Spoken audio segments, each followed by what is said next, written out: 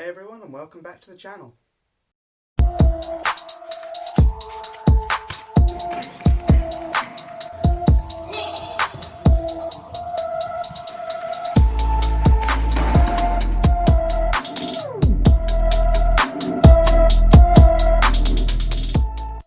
Now today I want to talk about something a bit different, mostly because I'm feeling lazy. I want to talk about something that I find to be very misunderstood from this.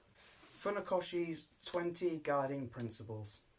I do like reading old books like these. They give you an idea about the era they were written in and some ideas behind the author's thinking. In a way, it helps to put old ideas in a modern context when you apply the lessons here to what you do in your everyday life. But the part I want to talk about is the second chapter, called There is no first strike in karate, although it can also be read as There is no first move in karate. Now in this chapter, Funakoshi compares fists and feet to weapons and swords used by samurai that must not be drawn recklessly.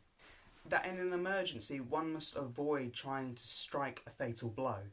And when the circumstances are beyond one's control, one must fight wholeheartedly, without concern for life or limb. That only when a situation exceeds one's ability to tolerate it is exhausted and a weapon should be drawn.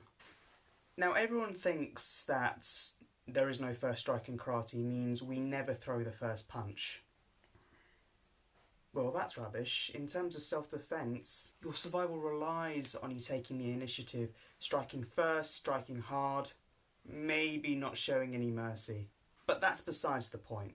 Waiting for someone to punch first and basing your training on this philosophy is just an excuse to keep practicing that 1, 3 and 5 steps McDojo style sparring, where you wait in a yoi and your partner goes into a Gidambaraya, then they punch, you execute an ukiwaza, and then eventually you counter. Retreating and trying to block fast and incoming strikes is never tactically sound. It's just a slow or a fast way of losing.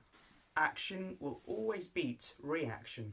Now, what Funakoshi and every other martial artist who agreed with this idea was probably trying to say was to never start the conflict, as in don't start random arguments with people. Don't be aggressive unnecessarily. But, like he said, when the situation is unbearable and that you can't de-escalate or escape, you unleash hell. There's a story where Multiple Choki was once being threatened by an old student of his with a knife. Okay, they're in a restaurant, so Multiple says, okay, let's not cause a mess, we'll fight outside. The student agreed, and as soon as he turned his back to walk out of the front door, Multiple kicked him full force in the spine and paralysed him. Multiple didn't start the fight or make the first move, but he sure as hell ended it in the most brutal and logical fashion.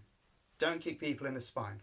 But what he did do was preemptive strike, and because he did that, he stopped himself or any potential bystanders from being hurt, maimed or killed. Another story where Anko Itosu, the absolute unit with a silhouette of a barrel karate legend, he was on a night out, a guy came up and punched him. Itosu was known for being very, very strong, so he grabbed the guy's wrist, locked out his arm, and kept hitting him and hitting him and hitting him until he begged for mercy. Now here, Itosu basically got sucker punched.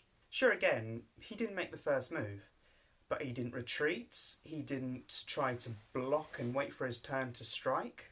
He took the initiative and he stopped the threat. Now, however much of these stories you want to believe is up to you. It doesn't really matter how much of these are true.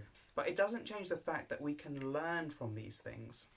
Don't start a conflict, don't be unnecessarily aggressive, but if you need to, seize the opportunity and preemptive strike. Anyway, that's everything from me today, so if you could please like, comment, share, subscribe, and I wish you all the best with your training. Take care.